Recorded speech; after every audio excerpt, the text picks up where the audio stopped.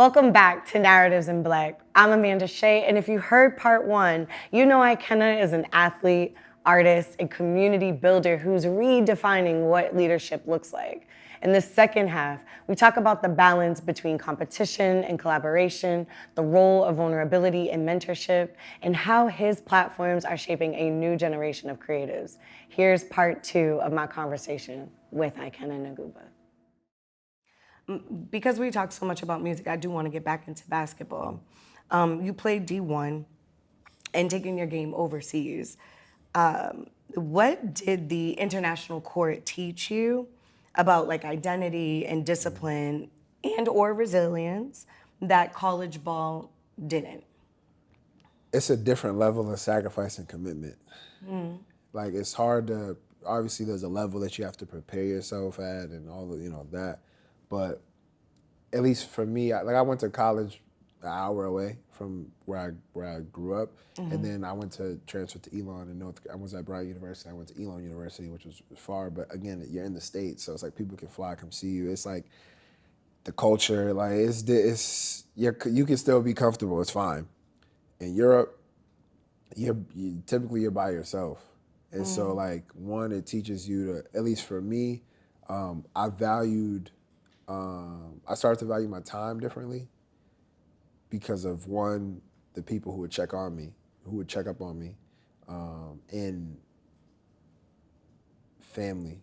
Those are the two things, and I'm still getting better with that. But I'm not the best with like making time for like family all the time. I'm always kind of wanting to do things like that serve my passions. But it's like at the end of the day, when I realize like again like who I'm spending my time with, who and like where I'm spending my time, energy. Like those are the biggest things I took from being in Europe. That like I would say in college, like I was pretty like, I think I've always been aware of like, I'm not trying to waste my time in certain places, but being over there, it is a different level of commitment of like, do I love this? You know what I'm saying? Because it's very easy to quit. You're in a country that sometimes, like, yeah, people speak English, but you're in a different culture. People do speak a different language. Things are not the same, coaches, like, it's different. And so that was something that, like, really was, like, mentally, like, there's a lot. It's like hard. I'm trying to think of, like, one thing, but it was really, like, it just tested, like, your resolve about, like, and because when you're like, yeah, you're by yourself. Like in college, you might have people at your games, you know what I'm saying? But when you're over there, you have a bad game. Typically, Americans, like, they bring in imports and there's a lot expected of you. And if you don't live up to that one game, two, that could be really, really tough because, you might have fans that say stuff. You might have, it's just a different thing. And you're over there, and it's not like, oh, I have my boy with me, and I can, my parents is here or my best friend. Like it's just no, you're by yourself. You can call people, but it really taught like, okay, how am I gonna like face these challenges head on? I think that's something that being from the family I'm from and just the obstacles I've been through life, I was able to like, figure out how to get through them. But that was just something that just made me like really be like, yo, is this something I want to do? So it's not just, I don't know. It's lessons is like, I would say probably being more open to trying new things, exploring more.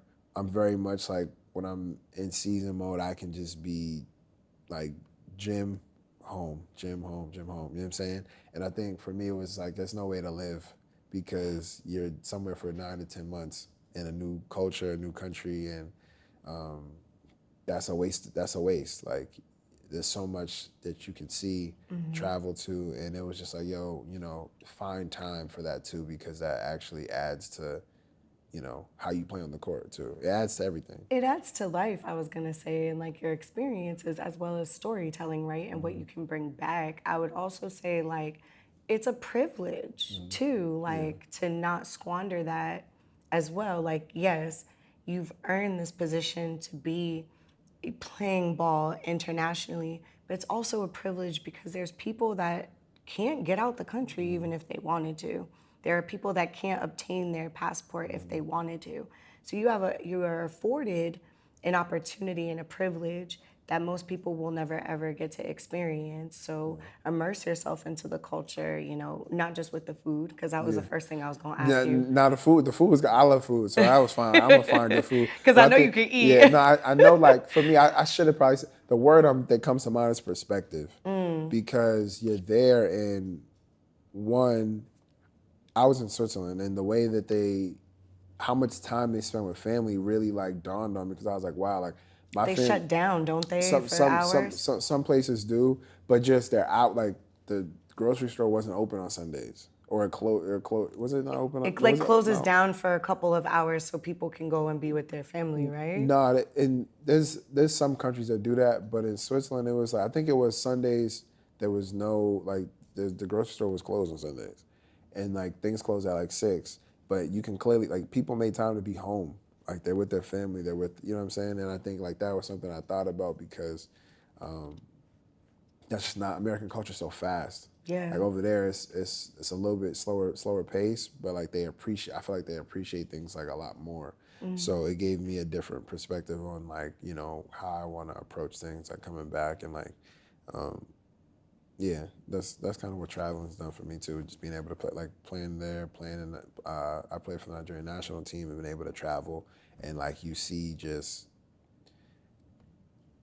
perspective is the word. Like people that lack, or people that have an abundance of, but the main thing is like, they value like family, time, and people really. So I just think like that those are some of the things that I take with me.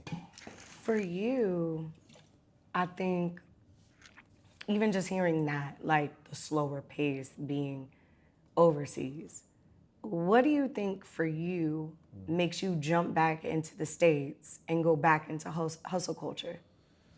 That I'm on the clock, and I feel like people, like everyone got an expiration date, and I think when I wake up, I choose to go in the direction of fulfilling my purpose, whatever that may be. And I'm still learning what that is, but I know part of that is being a vessel, and being a connector for people. So even for myself, it's like there's things I want to accomplish, and I just don't, like, we're a lot of a certain amount of time, and there's a lot of things I probably won't get to do in this lifetime that I want to do.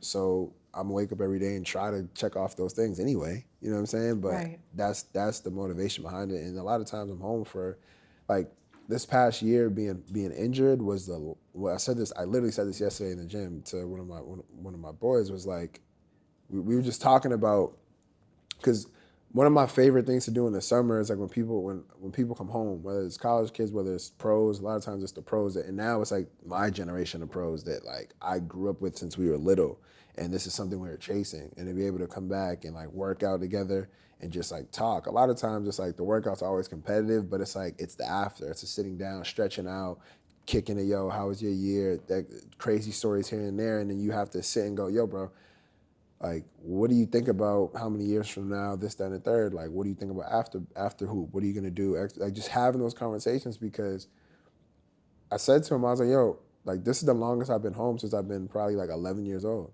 Like, I've literally went to school.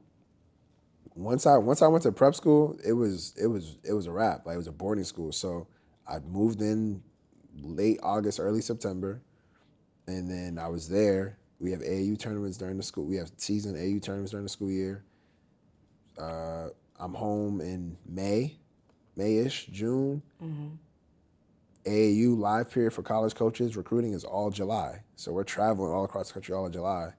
So I might just have a June, really. I'll get home in August for a little bit, and I got to go back to school. And so being home now, it was just like, when I think about those things, it's like, yo, your time, like, you don't have that much time to like do certain things that you may want to do. So when you come home in the summer, like, you kind of do gotta jam pack things. But for me, it's just like I have a lot I want to do, and that's really why I'm like I move the way I move. I got stuff to do. Like, I got stuff to do. I don't want to bring it up if you don't want to talk about it, but I do want to name that you were injured last year. How did that process of not only going through the surgeries, but also rehabilitating yourself back to be able to, you just got accepted into France. So you'll be leaving, I'm pretty sure soon, right? How did that process make you feel mentally? It was tough because I feel like I was at a breakthrough, and I had a ton of, like, just in terms of like career wise, some, like, things on the table that I definitely earned, and I had my best year as a pro. So that was like tough when I got hurt. I got hurt literally the last playoff game we had. So that was like really, really tough, and just stuff in my personal life. So it was a lot going on at once, and I think for me it was just, you go through the like woe is me a little bit, and then it's just like, all right, like, how can I, like, what's the next steps? Like, how do I just get back? And I think for me, this is where I say, like, having those, like,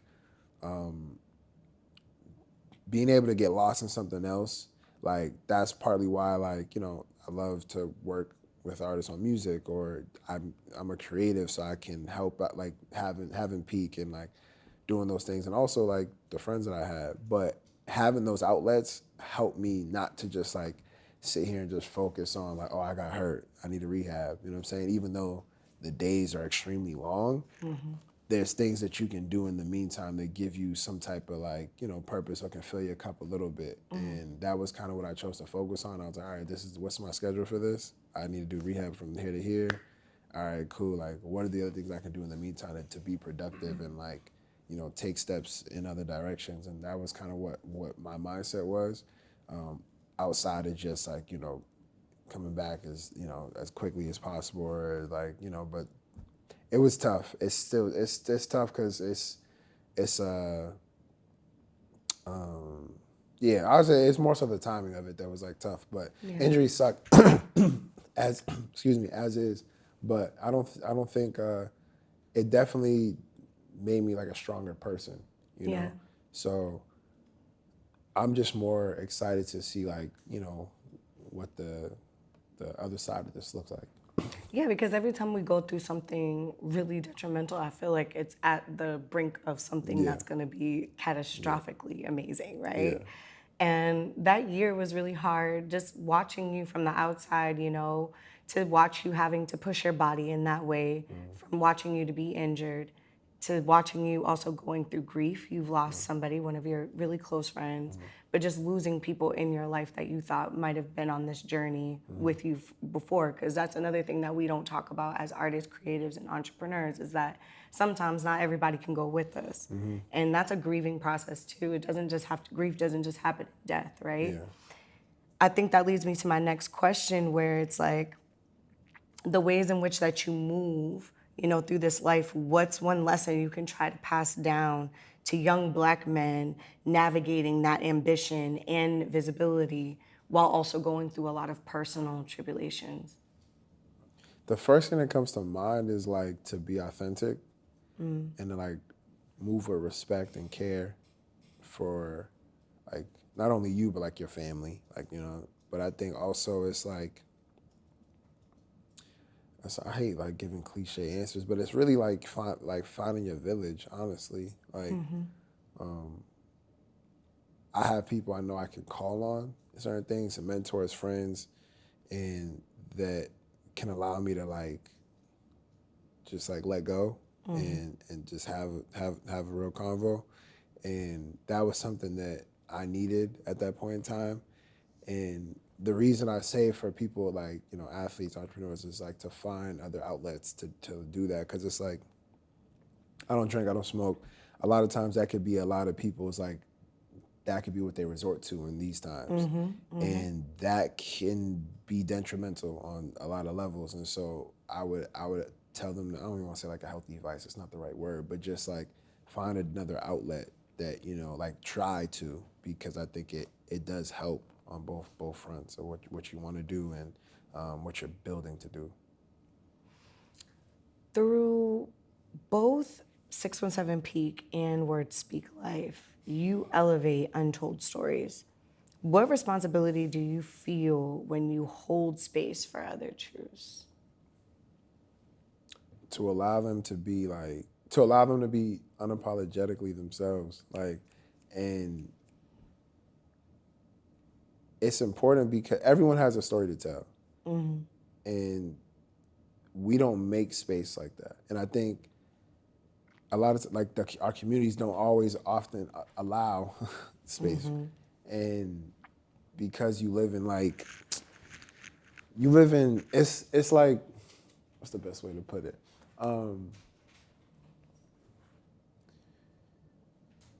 Someone said to me, yo, Boston's mean. Like, y'all are like mean. And I was like, what? I'm like, no. And I sat there, I thought about it. I'm like, dang, well, like, okay, like, there's definitely some stuff that's not gonna fly. And so it's like, as a kid growing up, you know there's things you're probably not gonna talk about with people because it's like corny. Like, I was a hooper that I was like, I think poetry's cool.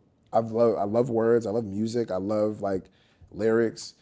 And for me, it's like I'm on this. I'm on my marathon, and I need words of encouragement. I Right. need motivation. And it's not always coming from other people, but just things to keep going. A lot of times, people on their own journey help other people on theirs. And so I've had people reach out to me about, yo, just seeing you. And I've been trying to get better with, sharing more And taking compliments, I'm sure. yeah, and like people have been like, hey, like I'm seeing your rehab, or I'm seeing this, or I'm seeing the stuff that you're doing, and it does motivate me. Like some of the messages that I've received from people, and that lets me know, like, okay, like, me sharing my story helps someone else, share theirs. Absolutely. And I think why it's important to hold that space is because it builds community, and we lack that. There's a lot of love that's love is lacking right now, and I think in our communities we need more of that, and we need more of it built by people from the community. You know what I'm saying? So that's why I think it's important. Like, you learn things about people that you grow up with, or people that grew up in the same areas, but everyone has a different story. But there's some similarities that are gonna help us like connect and help you like grow, and I think that's what we need. It goes back to what you said about perspective, right? Because me and you could be in the same room and have a different perspective of leaving the room. Yeah. You know what I mean? Especially if there's a certain energy or a certain kind of like love, like you said.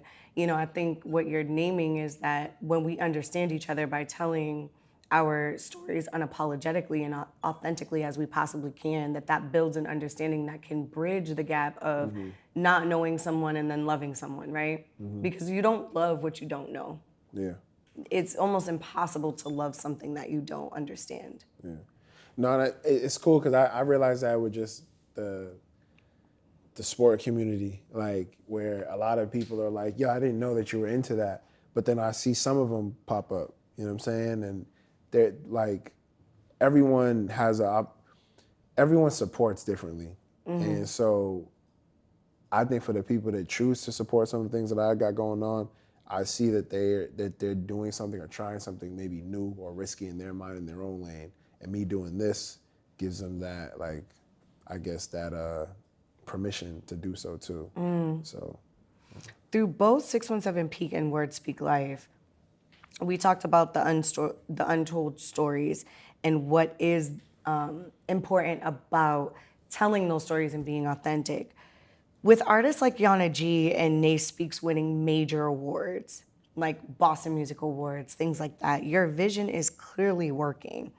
How do you spot like raw talent, and what makes you believe in someone? like, we're talking like artistically, or you mean like Just in general, I mean, like, right? I like real people that have like real stories that come from a real place and have character. So like for me, that's one of the things that I look at first. Like, believing in somebody doesn't always mean like it can just look different, and I feel like for me, I just look at people who are authentic and real and have like a work ethic. Those are the things that for me I feel like you can mold, you can work with, you can grow from.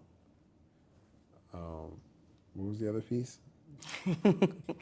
How do you spot raw talent? Because you named that earlier when we were talking about the management side of things, where you were like, one of the first things I look for is obviously talent. But like, what in your mind, for the people at home that want to know, like, because I'm sure you get approached a lot. I got asked this question. That's crazy.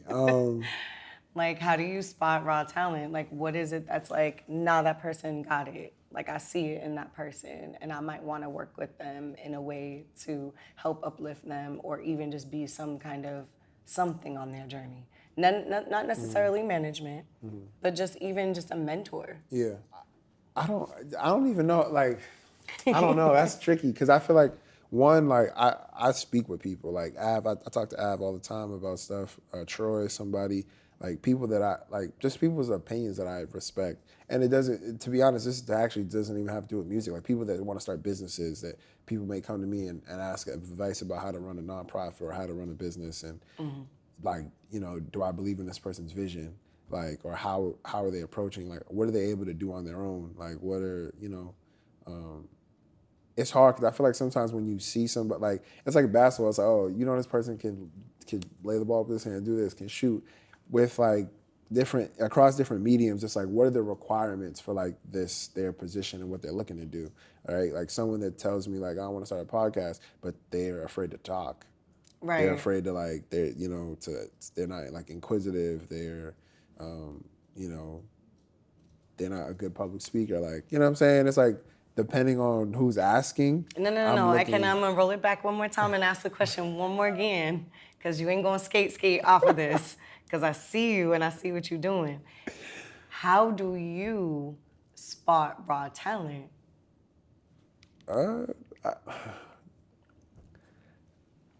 Let's start like this, because we know you know Yana G and Nay speaks personally.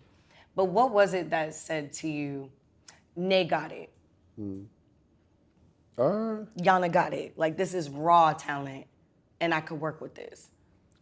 I got to touch on this because this is, so even the management piece, right? Like getting in there, getting into the management piece wasn't like, I think all the kids are part of 617 Peak. Like everyone's talented. You know what I'm saying? Absolutely. And so even with that, it's like using Peak to help, like, you know, like develop artists, develop creatives, right? Because we have videographers now, photographers, like people that are into fashion. So I think everyone a part of that, like, it's talented. So they kind of, you know, they help, they find people, they bring people along. I think for us, it's just like, how do we help mold that?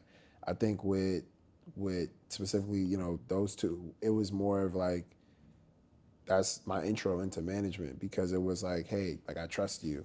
And it's like, I see, you know, the stuff that you've built over here and how you're able to, you know, use connections and X, Y, and Z and what you've actually built.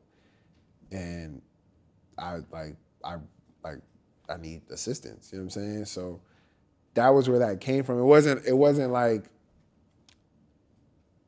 I grab you out the batch. And you know what I'm saying? It was just like I was approached and I was okay, cool. And then after that, you start to gain a cadence and you learn things. And then now I would say I can, you know, it's through Peak as well. Like I'm seeing how kids, you know, perform, how they approach what they're doing. Are they taking it serious? Like, no different than in sports. Like I look at when guys come, when we have high school kids that we work out with, or that I connect with, and it's like, what's your approach like? You know, like, what do you like saying, talking with them? Like, what are the things that they like? How they go about their business? Like, it's not just like on the court, because a lot of times, same way, it's not just in the studios. A lot of things are going to be an artist other than the music, unfortunately. Right. And with basketball, it's the same thing. It's not just skill either. You know what I'm saying? So I think it's tricky. I don't know how to answer that directly, but yeah, I don't know. That's probably the best answer I could give. I don't know. It was a good answer. Yeah. Okay. What's one thing, like, what do you tell, you're living proof that sports and arts aren't separate lanes. Which is one of the reasons why I admire you a lot, because I used to be an athlete. Gymnastics was and track were my modes of apparatus, if you will. Like, I loved those. And I also thought with gymnastics and track, they're more like independent sports, if you will. Like, yeah, you're on a team, but like, it's really you against you. You know what I mean? And I think that's one thing that athletes have a lot, where it's like, yeah, I might be really good at this, but I have to be good at these other things. Or I may run this fast, but I want to beat this time. Like, I feel like it's always competition between you versus you. It's never really anybody else. They're a part of the same highway, if you will, but how do you see them working together to build like identity and voice for someone? This goes back into it. Go again, even to the talent piece, like the story. Like that's for me, that's a very important thing because it's like, what are you talking about? You know what I'm saying? Like, am I moved by what you're performing, by what you're saying? No different than with sports and arts. Like it's one and the same. Like because for me, that may be the place that I'm the most creative. Like that's my safe space. Like that, like I can feel like I can make mistakes. I can go to the gym, be by myself. I can play whatever. Like I think. What was the question? How it intertwines? Yeah, like how do they kind of build a bridge together to build like somebody's identity I and their think. voice? Well, it teaches you how to work with team, and that can teach you a lot about yourself. Yeah. And then when you look at, I think it's like it's an interest. I feel like so what I mean by that is like there's so many places where they overlap. So like even just at a game, right? Like we have Yana did the halftime show, like that's sports. I'm sorry, what halftime show? Yana did the Boston Celtics Oh, playoff okay, halftime show. okay, Sorry. okay. And that's sports intertwining, like giving music a space to, what I'm saying. But during the breaks, there's music playing.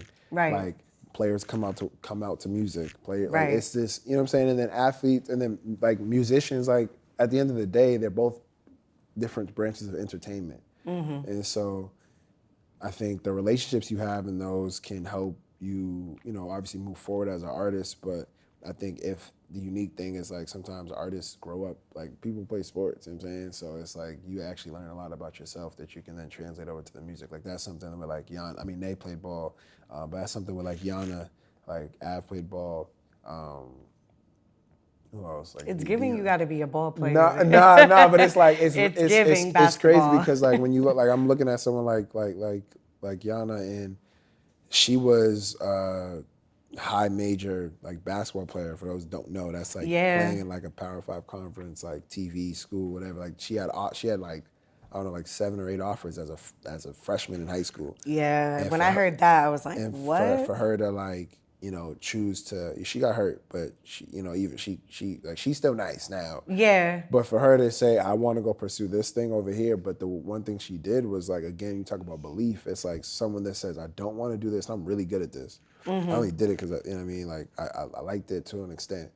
But I'm going to take my same work ethic and put this into this because I believe in this much. And then you watch somebody do that. Right.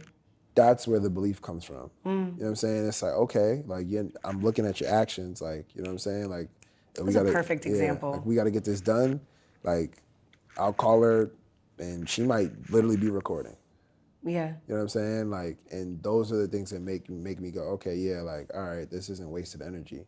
She cares about this just as much as anybody. She cares about this the most, which you should. I can't be over here caring about your dream more than you. Like, that don't Right. work. No one did that for me. Coming up playing basketball. Like, I used to have to take the train from like, I lived in Rosendale. I used to have to take the bus to Forest Hills, get on the Forest Hills. I would go. This is after I like, cause I grew up playing at the Tobin and the Johnson Center, the rec, and then I was at the Huntington Y.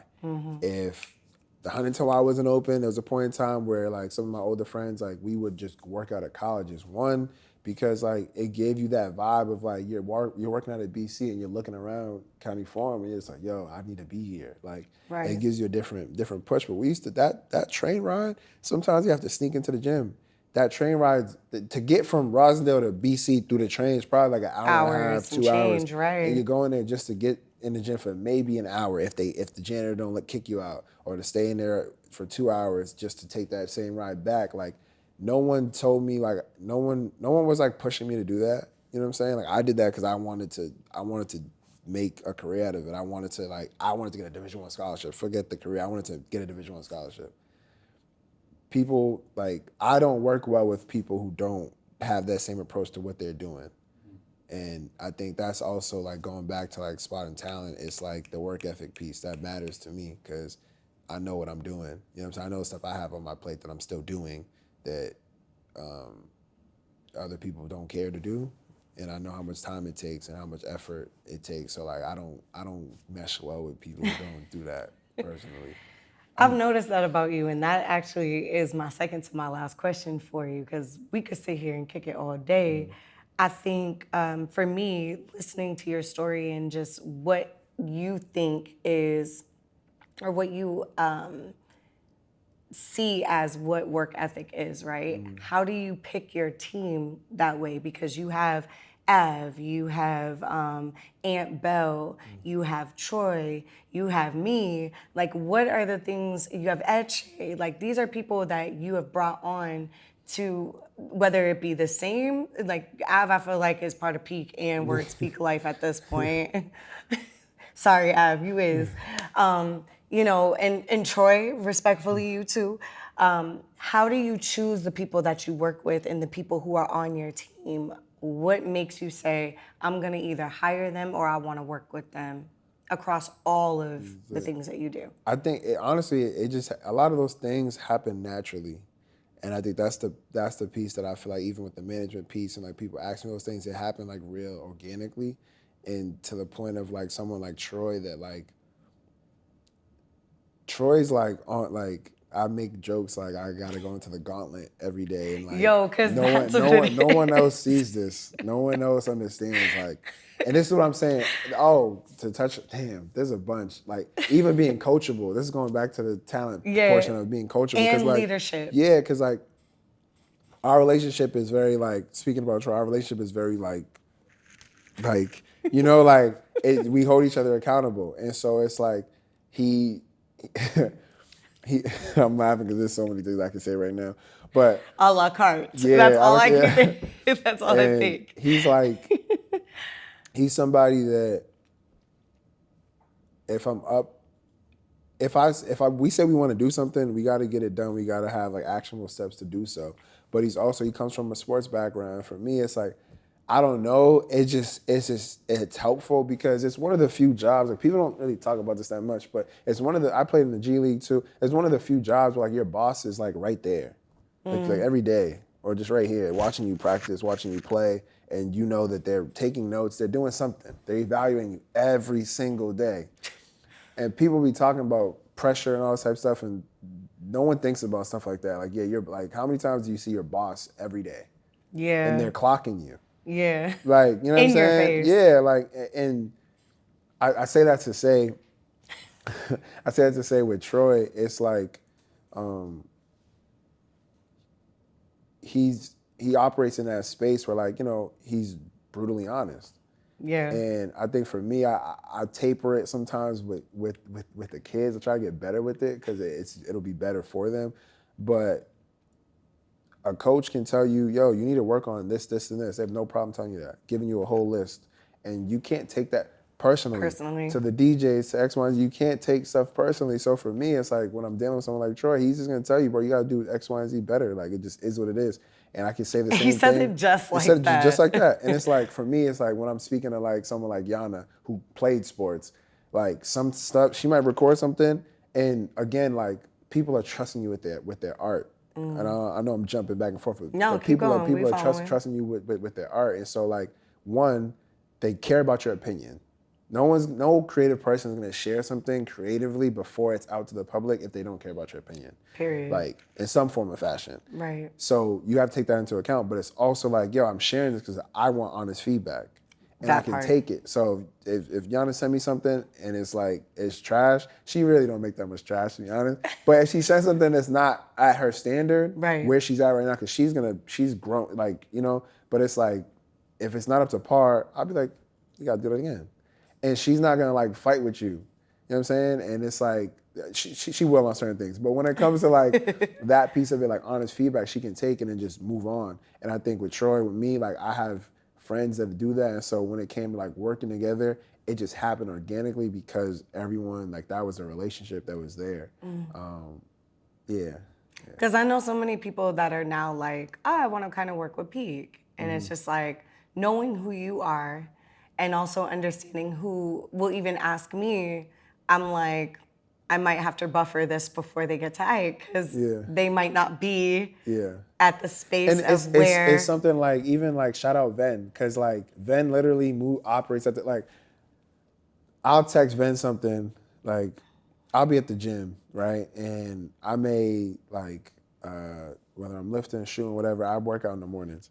And so I may text him like 6 in the morning just because I don't want to forget. You know what I'm saying? And Ven would like get it done, and I might have whatever I need by 10 a.m. Like, he's a beast. You know what I'm Yeah, saying? now He is shout a out to beast. Ben. So it's like it's like a different, but like that's the level that I'm trying to operate at because that's how I move. I don't know. For me, it's like I've been trying to like get better with. I hate the word balance, so I can't even say that. But I've just been trying to get better with Prioritizing. not even You got the word. because I'm trying not to use balance, but it's because it's really like accepting that, like, I think that's a myth. Like, me personally, I just do, because anything of importance that you want to do, it's gonna cost you a sacrifice. It's gonna be unbalanced because people who have balanced lives, one, I think may be boring. I think maybe boring. Sorry, that may be not a good thing to say, but also it's like you're sacrificing something. Like, Yeah. you know what I'm saying? If you want more family time and more, not even family time. If you want something, there's gonna be something that takes. You know No, what I'm and saying? usually that is Like, it. If you're working towards something, sometimes you do have to sacrifice family, or yeah, sometimes you have to sacrifice even personal time yeah, sometimes, or you might have to sacrifice being in a smaller apartment, right? yeah, Or a smaller yeah. studio space. And it's sometimes people don't look at these things as sacrifices, and that's why I think there's be like a disconnect with people, because it's like, oh, you don't want to do this, you want to do this. It's like, no, I want to do this. Like, I get to do this, so I'm gonna do it. Right. But this thing may not hold as much weight, so I'm gonna go in this direction. And I think I forgot what the question was. My brain It's just okay. went. You're a Gemini and I'm an Aquarius, so air signs get each other. Basically, I'm bringing you back to how do you define or how do you decide Yeah. who is on your team? Because I'll be honest, for the folks out there at home, there's a lot of different teaching artists out there, and y'all are amazing.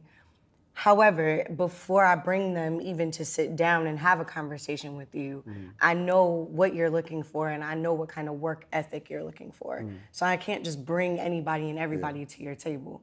How do you decide, yo, I want Amanda Share, I want Etche, or I want Ant, or I want Av, or Troy? And I think you answered it by you said most of it happens organically and naturally. There's a high level of care with all of them, and especially like you can see we're working in a fashion of like, this is real, like real hands on. You know what I'm saying? So you have to care about what you're doing, because it's not like this is some huge company and you're getting paid millions of dollars. You know what I'm saying? This is community work, and so at the point in time, like, not everyone's volunteering, but it's just like, how much do you care about the kids that you're working with? Because you know, as And that much goes as back to your sacrifice comment yeah, too, because about maybe it could be financially you're yeah, sacrificing. because it's like it's not by no means is it all fun. You know what I'm saying? Like, I Right. don't. It's hard. I was having this conversation the other day. It's not like I don't get that much out of it. You know what I'm saying? Like, and it's not to be like in a negative way, but it's just like, Right. yo, like, this is the purpose behind what we're doing, and it's for the kids. You know what I'm saying? So it's like, if you don't care about it, I kind of don't want you around it, because Right. I care. Everyone around here cares. You know what I'm Right. saying? Like, when people show up for them, it matters, and that's how I feel like, I don't know. That's how I've always looked at, like, how do people work? How much do they care? 617 Peak, I think Word Speak Life, and even basketball for you, all those things you must care about in order to excel at the level that you're excelling at. Because if you didn't care, it wouldn't be what they are today, right? Especially with Word Speak Life, you have to care about music. You have to care about your artists. You have to care about your students, the youth that you're giving these gems to. And a lot of the time, you work more, I think, more hours than what you would work at a 9 to 5, respectfully. Like, what does your schedule look like from a day to day? What time are you going to bed? And how do you practice self care? That's a good question. So the most accurate, I would say like for instance, this point in time, when I'm like in season, my time it's easy for me because like I'm hooping, like, and for me, it's weird. For me, not weird. I think time management is always gonna be better because your schedule is different, but I'm a lot more free up here during the season because every day I get to do what I want to do, what I love to do. Like Right. at the level I want to do it at. You know what I'm saying? Like it's not like I'm going to the gym working out by myself or with friends. It's cool, but when you're like, all right, it's my job. I'm competing. You get that rush. You get like, I get to do that every single day. So when I go back and I need a rest or I have a clearer mind. And when I'm struggling with that, being able to do things in music, being able to do things in other spaces, allow for me to like take time and like just gather myself more to come back to what I love doing.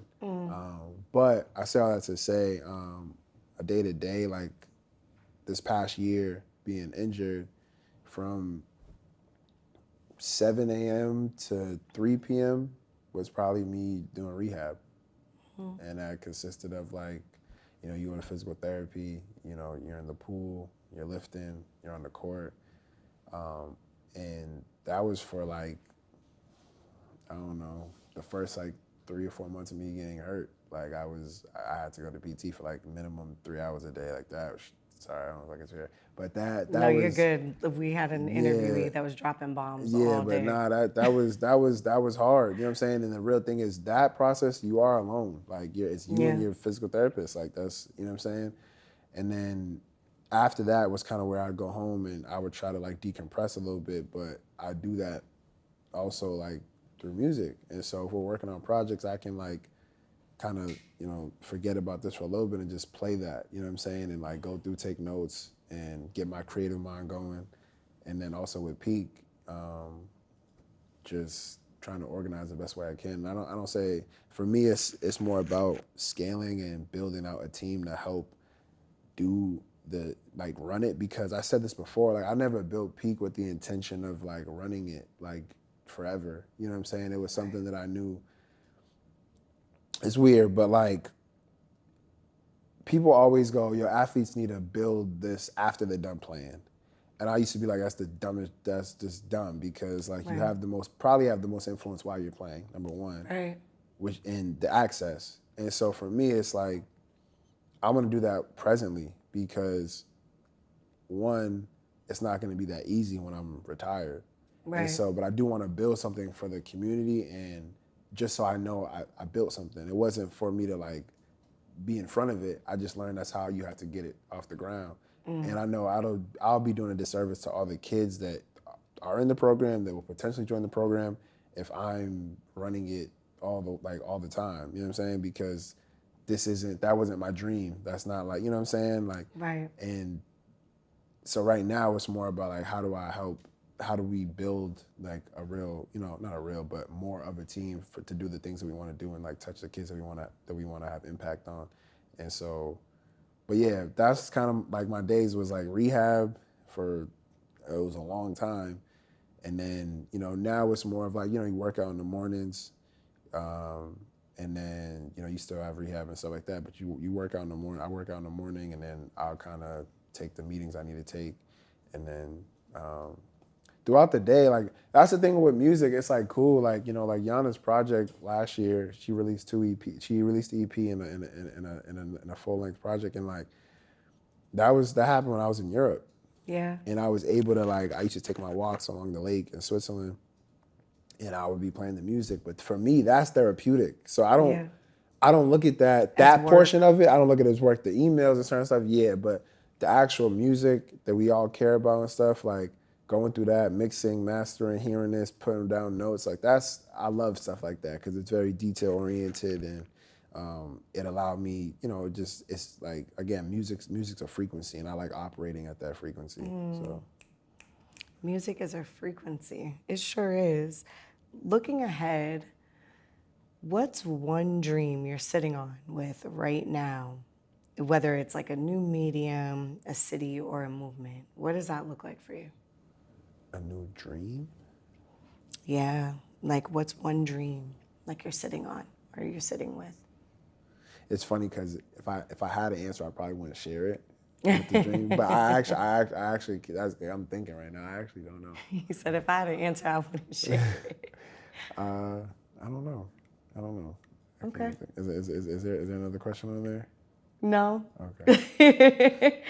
It's okay. You don't Yeah. have to Yeah, I answer don't it. know.